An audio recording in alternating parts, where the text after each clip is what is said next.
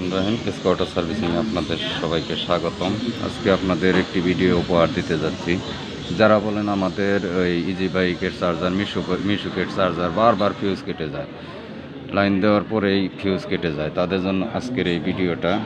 আপনারা ভিডিওটি দেখলে সম্পূর্ণ বুঝতে পারবেন যে আসলে আপনাদের কী কারণে এই চার্জারে ফিউজগুলো কেটে যায়। প্রথমত আপনাদের চার্জারে দেখতে হবে যে চার্জার বডি শর্ট আছে কিনা।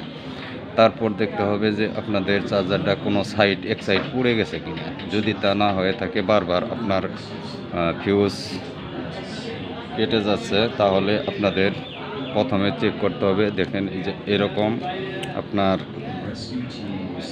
এরকম ফিউজ হোল্ডার থাকে।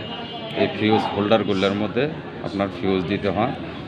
এই ফিউজ হোল্ডারগুলো যখন আপনার চলতে অনেক সময় দেখা যায় যে আপনার এই যে দেখেন পুরাতন হয়ে যায়,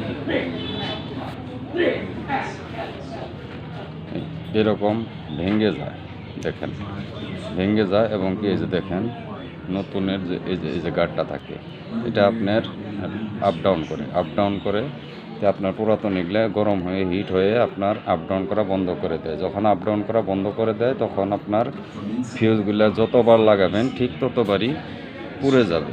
তাই আপনারা দু একটি কাটার পরে নিশ্চিন্তভাবে ফিউজ হোল্ডারটা পরিবর্তন করে নেবেন, তাহলে দেখবেন যে আর একটি ফিউজও আপনাদের কাটতেছে না। ধন্যবাদ সবাইকে ভিডিওটি দেখার জন্য।